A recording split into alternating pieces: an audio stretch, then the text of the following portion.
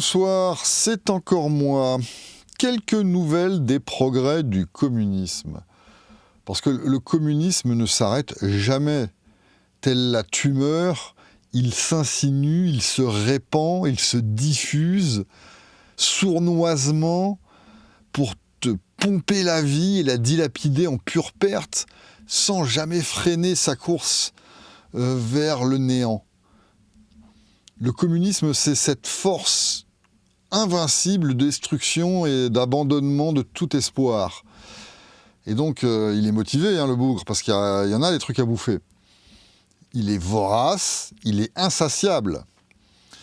Alors, je vais prendre quelques petits exemples dans l'actualité au hasard. Rien de bien excitant, rien de transcendant, mais c'est juste pour illustrer ce pourquoi tu votes.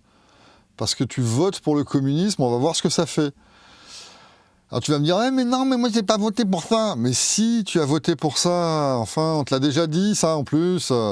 Quand tu votes pour que des fermiers nous considèrent comme des vaches à traire, des vaches à parquer, des vaches à piquer, des vaches à orienter. Toi tu fais ça, toi tu rien et toi tu restes là. Voilà. Donc, même si tu n'es pas d'accord avec les décisions de l'éleveur de vaches, déjà, lui, il s'en fout. Puis surtout, tu as dit que tu étais d'accord pour qu'il soit éleveur. Donc, il fait ce qu'il veut. C'est lui qui sait comment ça marche, le business. C'est pas toi, t'es pas à sa place. Donc, ferme-la. Maintenant, tu vas écouter ce qui se passe quand tu votes. Tu obtiens du communisme. On va faire un petit tour d'abord au Québec, où ce mois-ci, juin 2025, alors c'est de l'actualité un peu nulle, mais on pourra réécouter la vidéo en 2050. On pourra dire exactement les mêmes choses, malheureusement. Donc, c'est pas grave si ça passe de mode la semaine prochaine. On aura d'autres sujets sur lesquels on pourra dire exactement les mêmes trucs. Donc là, en juin 2025, au Québec, les commerçants sont tenus de tout afficher en français, en gros. En plus gros que l'anglais, parce qu'il faut savoir évidemment que le Canada, il y a normalement 2 langues officielles, français et anglais, même si la part des francophones est quand même... Mais bref, je m'en fous de ça. Donc en fait, il y a 2 langues qui sont officielles. C'est trop bon d'ailleurs de la part de la couronne de nous laisser parler français sur les paplards officiels. C'est quand même super sympa. Et donc là, le gouvernement québécois, pour défendre le français, a décidé qu'il fallait que les commerçants affichent tout en français, mais en plus gros que ce qui est en anglais. Parce que tu as le droit d'avoir les 2 langages dans les emballages et les trucs, mais tu es obligé d'avoir le français en plus gros maintenant. Ce qui fait que y a des gens qui vont fermer, qui vont faire faillite. Puis alors on nous dit bien que le gouvernement, de son côté, n'entend pas réviser ses exigences. Donc on est en plein communisme linguistique où on décide que les vaches doivent voir le français en plus gros que l'anglais. Ça veut dire par exemple que sur une devanture de magasin, si le nom du magasin est en anglais, il faut qu'il soit traduit en français et que le sigle français soit mis plus gros. Donc c'est pas simplement des étiquettes. Il faut aussi bien sûr que tous les modes d'emploi, les notices, les garanties, ces machins-là, soient tous réécrits pour que la taille des caractères soit plus grosse que les caractères du texte en anglais, tu comprends? Donc c'est ça le communisme. C'est pour ça que tu votes. Pour que des créatures bipèdes déguisées en êtres humains vivent sur ton dos, sur tes taxes, et en plus pour t'imposer ça. Voilà, c'est à peu près le résumé de la situation. Vive le Québec libre.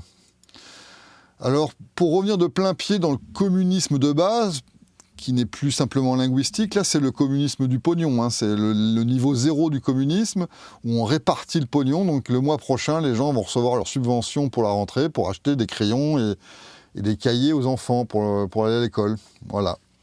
Donc pas besoin de commenter, c'est juste pour te dire que l'étalement de pognon, malgré les déficits, les machins et tout, ça ne s'arrête quand même pas, tu vois. Faut pas non plus que la machine se grippe. Il faut que le communiste, c'est comme un muscle, il faut l'entraîner, parce que sinon après il devient un peu flagada, et puis ils sont moins en forme, les gars. Le Québec, c'est fait. Maintenant, on va aller faire un tour au Canada, qui est l'étage supérieur du Reich nord-américain, où là on nous dit que 2 milliards de pognon vont aller des caisses fédérales canadiennes aux caisses de l'Ukraine. Bon, il n'y a pas de quoi s'alarmer, ça fait 3 ans que c'est comme ça, c'est un peu devenu la routine, Mais c'est juste pour souligner que tu votes pour ça, tu comprends ? Tu votes pour le fait que on te pique ton pognon dans des proportions démentielles, puisque tu travailles à peu près jusqu'à mi-octobre pour payer toutes ces conneries. Là, on est en train de piquer le pognon de tes arrière-petits-enfants, et toi, tu continues de voter pour qu'on le file, ce pognon, à des mecs qui s'envoient des bombes à la gueule.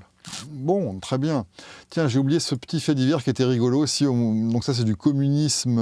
Après le communisme du pognon, le communisme linguistique et le communisme de la guerre, voici le communisme de la pensée, enfin de la science, ou je sais pas comment il faut dire là, puisqu'on nous a expliqué à la télé, dans un truc de météo, que s'il pleuvait au Québec, parce qu'on a eu un printemps quand même particulièrement pourri, il faut dire, hein, et notamment les week-ends, c'était vraiment une catastrophe les week-ends ces derniers temps là. Et ben c'était de notre faute parce qu'on conduit des bagnoles. Donc tu comprends, les voitures qui roulent toute la semaine, pouf, pouf, pouf, pouf, pouf, pouf, pouf, pouf, pouf, là il fait beau, tu vois, parce que bon, on va au bureau, donc c'est normal, ça nous nargue un petit peu. Et puis là, la fumée, elle monte, elle fait un petit tour, et le vendredi soir, elle fait des gros nuages, et pouf, dès le samedi matin, ça commence à tomber. Ou peut-être même le vendredi soir, d'ailleurs, parce qu'il y a des gens qui osent partir en week-end le vendredi soir. Donc voilà, on l'a bien cherché. Donc c'est ça, le communisme du délire météo, là, je ne sais pas dans quoi on peut ranger ce truc-là. C'est ça. Alors j'espère que cette chaîne de télé qui s'appelle LCN est subventionnée, et si elle ne l'est pas, elle le mérite, hein, franchement. Donc le Canada, on avait dit que c'était du pognon pour faire la guerre en Ukraine, ce qui est logique, mais c'est aussi le G7, on a eu droit à la visite du Comintern mondial du communisme, où les 7 plus gros communistes de la planète se sont rencontrés. Et là, ah non, il n'y a pas les Chinois là-dedans, si il y a les Chinois, je ne sais pas trop en fait. Il y a un type derrière, non, je ne sais pas. Je ne savais pas que l'Ukraine était dans le G7 d'ailleurs, mais c'est pas grave. Et là, le drame, c'est qu'on nous dit qu'au G7, ils n'ont parlé que de pognon et de guerre. Hein. Ils n'ont pas parlé de changement climatique. Si j'étais éco-anxieux, je serais quand même outré. Mais moi, quand même, je suis optimiste et je pense qu'il y a une bonne raison pourquoi ils n'ont pas parlé de changement climatique. C'est que c'est sous contrôle. Ils gèrent, les mecs. C'est-à-dire que la guerre, par exemple, en Ukraine, ou celle qui commence en ce moment là en Iran, c'est avec des tanks électriques, des missiles recyclés, et puis je sais pas, des porte-avions en balsa avec des voiles et tout, des mitraillettes solaires, enfin je sais pas. Ils ont tout fait pour que la guerre soit propre. Donc ils n'ont pas besoin d'en reparler là comme ça. En plus, c'est déjà implicite dans le truc.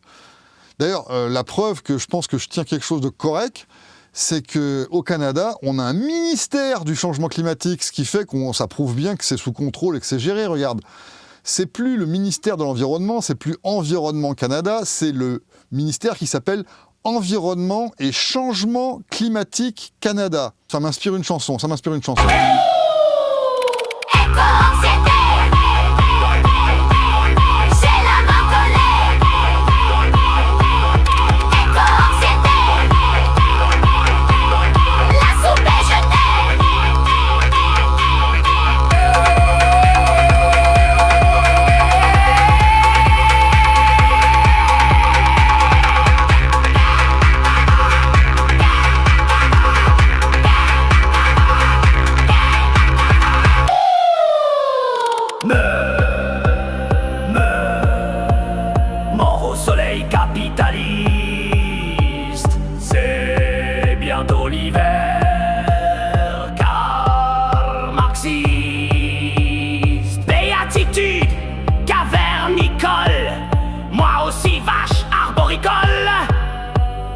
J'ai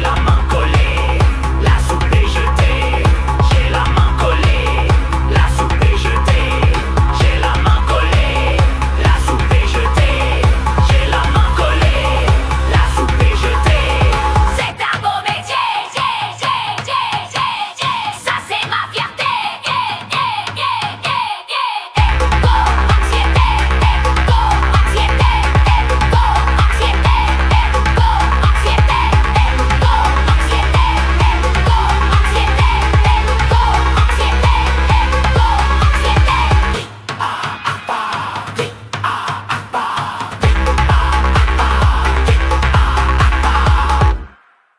Voilà, j'espère que ça t'a plu, un petit inédit en passant, ça fait danser, c'est cool, non?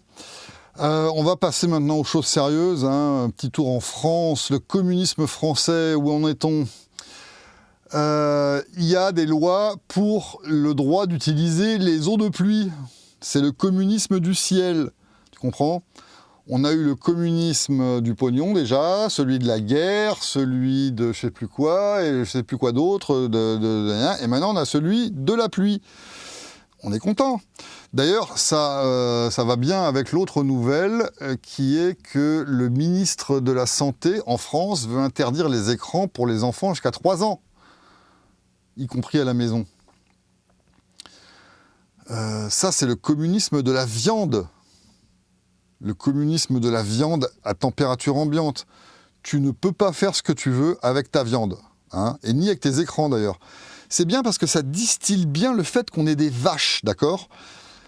L'éleveur, lui, il sait comment tu dois faire, tu sais quel grain tu dois manger, la paille, le machin, où est-ce que l'eau elle est, puis si tu as le droit de la prendre. D'ailleurs, l'eau, je te signale que si tu as des bidons de plus de 500 litres, tu dois les déclarer, hein. En France, à partir de août, les bidons de 500 litres pour récupérer la flotte doivent être déclarés. Il y a un registre des bidons, c'est comme ça. Alors, il n'est pas exclu que ce soit encore une magouille du lobby des fabricants de bidons de 495 litres. Hein. Bon, je ne veux pas faire mon complotiste là, mais c'est pas impossible, si vous voyez ce que je veux dire. Donc le communisme du ciel, c'est que tu as des règlements pour la pluie, mais aussi pour les bidons. Et donc le communisme de la viande, c'est que tu ne peux plus faire ce que tu veux avec tes enfants. Ils n'ont pas le droit de regarder des écrans avant 3 ans. C'est forcément du communisme d'enfant, ça, parce que je pense qu'à 3 ans, les gamins ne vont pas encore au magasin s'acheter des téléphones et puis des tablettes et des ordinateurs tout seuls. Quelque part, les parents sont dans la boucle, tu comprends? Donc si l'État décide que même chez toi, ton enfant ne regardera pas d'écran et que tu es censé quand même être plus ou moins dans la boucle, c'est qu'il a décidé que tu n'étais plus dans la boucle. Donc les enfants sont à lui. L'enfant appartient à l'État, le communisme de la viande. C'était marqué dans Platon il y a 2000 ans, ou je sais pas combien, hein, donc faut pas être surpris non plus. Donc le communisme du ciel, on l'a fait. Je voulais dire aussi que, oui, pardon, c'est un peu décousu parce que tout ça, c'est tellement du communisme parfait qu'on ne sait plus où donner de la tête. Au Québec aussi, les pluies sont réglementées, hein. J'ai vérifié pour voir, donc il y a un règlement très très charnu, tu vois, j'ai pas cliqué sur tous les liens, pour savoir quand est-ce que tu as le droit et comment de récupérer l'eau qui tombe du ciel. Le communisme de la viande, c'est pour les enfants, et tu as le communisme des nuages et de l'eau du ciel, parce que ce qui tombe du ciel, ça nous appartient à tous. Tu comprends? C'est un bien commun. L'eau du ciel, tu vas quand même pas arroser ton jardin avec, ou faire je sais pas quoi, non? C'est fou. Bon. Donc on revient aux écrans où Macron a dit non, nos téléphones, nos réseaux sociaux avant 11 ans, 15 ans, machin, 13 ans et demi, on s'en fout. C'est tout à fait congruent avec le truc d'avant sur les écrans interdits avant 3 ans. Tout va bien, on s'occupe de ta viande, dès le berceau, hein. Alors après, quand tu vas mourir, tu auras encore des taxes d'héritage et tout à faire payer à ta descendance. Donc tu vois que tu as un programme communiste du sol au plafond, de mur à mur, qui prend tout en charge. À peine tu es né, tu verras que tout à l'heure, avec la trompe, on a un truc qui commence à la naissance. À peine tu es né, tu as le bras dans le communisme, et tu es à peine mort que ça continue. Bref, donc j'ai fait flasher ça il y a 3 secondes. Un petit tour maintenant, bien sûr, en Argentine avec notre clown préféré. Tu sais, Xavier, le minarchiléiste, celui qui est anarchable dans la tête, mais qui est minarxiste en pratique. Tu sais, le gars qui a tout compris, quoi. Eh bien, comme il est minarxiste, il va donner du pognon et des pouvoirs supplémentaires à la police, c'est normal. Hein, quand on veut qu'il y ait moins d'État, il faut bien sûr renforcer la police et pour être sûr que tout va bien. Donc voilà, sans commentaire. Donc notre ami qui est la tête de pont libertarienne du monde entier et dont il ne faut pas se moquer parce que c'est le meilleur d'entre nous. Et lui, au moins, il fait quelque chose, il bouge, tu vois, il donne du pognon à la police. Remarque, j'ai l'air de faire du sarcasme, mais c'est quand même complètement en phase. Ça syntonise parfaitement avec le logiciel minarxiste, où l'État policier n'est pas incompatible avec le fait qu'il ne fasse que ça, que de la police, et pas justement d'autres trucs comme du sport ou du divertissement. Quoique, chez Xavier quand même, on fait ça aussi. Xavier, il a dit qu'il allait passer Tuttle Twins à la télé en Argentine. Alors c'est bien Tuttle Twins, j'ai rien contre. J'en ai même acheté plusieurs. Parce que Tuttle Twins, c'est une série de petits livres à la base, de petits livres pour enfants, donc 4, 5, 6 ans là, qui racontent les aventures des jumeaux Tuttle et qui sont toujours aux prises avec des problématiques de marché, de commerce, de réglementation, de choses comme ça. Donc ça permet très facilement pour l'enfant de se familiariser déjà avec ce genre de concept, et pour l'adulte, je ne cacherai pas, de réviser à peu de frais certains principes. J'en connais plusieurs qui l'ont fait, ça. Ouais, moi aussi. Bref, donc Tuttle Twins, très bien. Maintenant, Xavier, il a dit Afuera. Mais pourquoi pas Afuera à la télé? Alors, on m'a dit sur Twitter qu'il ne pouvait pas faire Afuera de cette télé-là, en particulier, qui est une télé d'État, parce que je sais pas quoi, des trucs de tubulure administrative et de lois internes et de machin vont très bien. Le président n'a pas le pouvoir de fermer le truc. Mais comment ça se fait qu'il ait le pouvoir de dicter le contenu, alors? Parce que s'il a le pouvoir de dicter le contenu, et si vraiment c'était trop chiant de fermer cette station de télé en entier, ou de la vendre, ou je sais pas quoi, ben dans ce cas-là, si ta seule solution c'est de dicter le contenu, tu mets un écran noir avec pas de son. Et puis dans les bâtiments, il y a un type, c'est genre le concierge, qui balaye de temps en temps, et puis qui fait gaffe qu'il n'y ait pas des fuites d'eau, et tu fermes le truc comme ça de façon furtive. Parce que me fais pas croire que, vu la nature du langage légal, il n'est pas possible d'arriver à ce genre de résultat. L'administration, qu'elle soit en Argentine ou ailleurs, est très capable des pires débilités dès qu'il s'agit d'interpréter des mots. Donc, à mon avis, là, bien sûr, je fais encore du complotisme ou de la prospective gratuite, mais il était possible de fermer cette télé sans la fermer. Tu comprends? Mais non. Xavier, il a dit, on va dépenser l'argent que je vole aux gens sous forme de taxes et d'impôts pour acheter Tuttle Twins et le passer à la télé. C'est super quand même. Moi franchement, le minarxisme, si on m'avait expliqué que c'était comme ça, j'aurais adhéré bien avant. Maintenant, l'Argentine, ce n'est pas que de la télé pour enfants et de la police fédérale dont le budget gonfle et enfle, et les pouvoirs aussi, c'est aussi un contrôle aux frontières de ton assurance santé. Tu peux plus rentrer en Argentine pour visiter, pour être touriste, ou je ne sais pas pourquoi d'ailleurs, mais dans tous les cas, tu ne peux plus y rentrer si tu n'es pas titulaire d'une assurance santé qui n'expire pas avant la fin de ton départ du pays. Je ne sais pas, pour un minarxiste, enfin quelqu'un qui est pour la liberté, tout ça, n'est-ce pas un petit peu bizarre? Je peux comprendre le fait que ça inquiète un vrai socialiste, qui se déclare socialiste, parce que ça va peser sur son faux système de non-santé de gouvernement, celui qui fait mourir les gens dans les couloirs et qui fait attendre les gens dans les salles d'attente pendant 23 heures. Donc ça, de la part d'un communiste qui veulent t'imposer un truc en tant que touriste, ah ouais. Mais quelqu'un qui se dit antisocialiste, anticommuniste, pourquoi maintenir un système de santé communiste et donc imposer des règles aux touristes pour pas qu'ils pèsent dessus si tu ne veux pas le livrer au marché? Enfin, je comprends pas la logique du truc. Ça aussi, c'est un truc qu'il ne peut pas affouérer. Est-ce qu'on peut pas libérer en Argentine le marché de la santé, par exemple, parce que normalement, ça fait pousser les praticiens, les médecins, les gens qui offrent des services de santé, ça les stimule, ça augmente la compétition, ça augmente la qualité, ça fait baisser les prix, et les touristes peuvent trouver sur place ce qu'il leur faut s'ils ont un problème, normalement. Voire même une assurance ad hoc ou un machin, j'en sais rien, mais bref, il y aurait sûrement un système que le marché fournirait qui permettrait de ne pas garder un système de santé communiste et de ne pas imposer des règles de gestapistes à la frontière. Bientôt, il faudra montrer un QR code aussi et puis prouver qu'on a été vacciné 47 fois.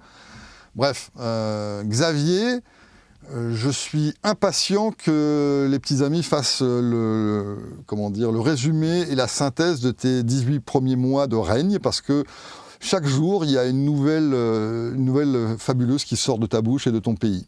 Franchement, je suis admiratif.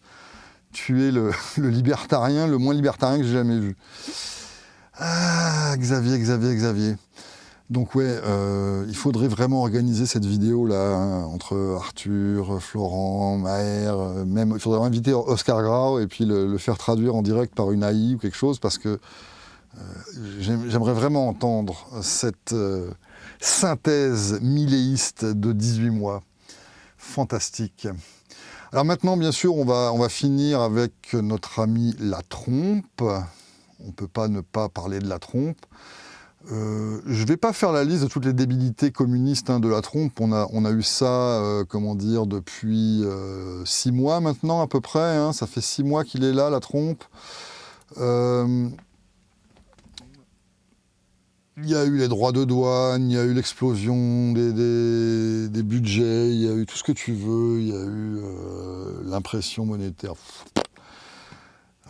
Il y a eu l'expédition des gens au Salvador, des prisonniers, tout ça. Il y a eu les 2500 milliards pour le Iron Dome, le truc de défense. Les 1000 milliards supplémentaires aussi pour la défense et tout ça. Bref. C'est pas ça qui me fait rire aujourd'hui. Ce qui me fait rire, c'est les Trump accounts, d'accord ? Les Trump accounts, c'est un truc qui est dans la loi qui a été passée récemment sur le budget, là. C'est un truc qui est fabuleux. C'est quand un bébé naît aux États-Unis, entre le 1er janvier de cette année et la fin du règne de la trompe en 2029, chaque bébé qui naît se verra attribuer 1000 boules, 1000 $ américains dans un compte. Alors déjà, c'est bien, hein, on n'est plus du tout dans le communisme de la viande, là, non. T'as un bébé qui naît, pouf, l'État est dans la boucle. Déjà, t'as à peine respiré, t'as à peine poussé ton premier cri qui garantit que tu vas respecter le contrat social, ça y est, t'es immatriculé et il y a un compte qui est ouvert à ton nom dans un truc. Donc t'as 1000 boules dedans. Les parents, d'ailleurs, pourront aussi contribuer à ce compte. C'est trop généreux de la part du gouvernement d'autoriser les parents à aider leurs enfants. Et ce compte bébé, ce Trump account, servira, parce qu'on ne pourra pas faire ce qu'on veut, bien entendu, il servira à investir dans certains trucs à la bourse. Donc là, on nous dit que... j'ai pas envie de le lire. Tu te démerdes. En tout cas, je l'avais lu il y a quelques jours, quelques semaines. En gros, le pognon qui est dans ce compte-là, qui est défiscalisé, il ne peut être dépensé que pour des investissements en bourse d'un certain type. Donc non, c'est pas trop de la connivence avec Wall Street et compagnie, pas du tout. Non, c'est pas une façon de canaliser le pognon des gens dans les poches de la fausse banque et de la fausse finance, pas du tout. C'est pas du communisme, hein, non, ça c'est vraiment... c'est de l'État, quoi. C'est de la liberté, c'est du capitalisme. Hein, quand l'État file le pognon des autres au bébé pour qu'ils le mettent à Wall Street, bah ouais. Voilà, bon, ben j'ai à peu près tout fait dire pour la fin. Il y a la guerre, hein, il y a la guerre en Iran qui chauffe là depuis quelques jours. Ça commence à péter, on a des gens qui se font massacrer. Mais ça, c'est pour ça que tu votes. Hein. Les 1000 boules de la trompe, t'as peut-être pas voté aux États-Unis, donc, mais tu ne seras pas concerné, mais il y a pareil ailleurs. Et puis, c'est pas grave. Quand tu votes pour l'esprit, hein, pour l'esprit de la guerre. Parce que je te rappelle que la démocratie, c'est une guerre civile permanente, déjà entre toi comme vache contre d'autres vaches qui ne portent pas le t-shirt de la même couleur. On t'a bien expliqué que les autres vaches n'étaient pas gentilles, donc tu t'excites contre ces autres vaches-là, pendant que l'éleveur, lui, il te trait. Et il te canalise, il te dit d'aller là, toi tu restes ici, toi tu te prends une piqûre, toi tu mets un masque et tout, toi tu me donnes tout ton lait. Tu votes pour que l'éleveur fasse ça.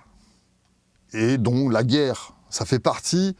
La guerre, c'est un peu l'apothéose du truc, du projet, tu comprends. La guerre, la destruction, c'est nécessaire, et c'est pas suffisant, mais c'est nécessaire pour faire tourner la machine. Ça stimule l'économie, hein. Ils sont contents. Ça vraiment la stimulation économique de premier choix, là. Regarde tous ces chantiers qui s'ouvrent sous nos yeux ébahis, tous ces entrepreneurs qui vont avoir du travail maintenant grâce à ça. Hein, c'est quand même super. Donc tu votes pour ça parce que tu dis à l'éleveur, vas-y, fais des trucs, fais ce que tu veux. Et ben s'ils font bombarder, bon ça m'emmerde, j'aime pas.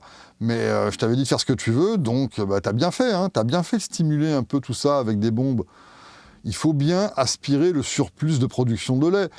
Alors on peut pas faire que du beurre, on peut pas faire que de la crème, on peut pas faire que de la mousse au chocolat. Il faut aussi faire un petit peu la guerre. La guerre, quand tu votes, la guerre c'est comme si c'était ton frère.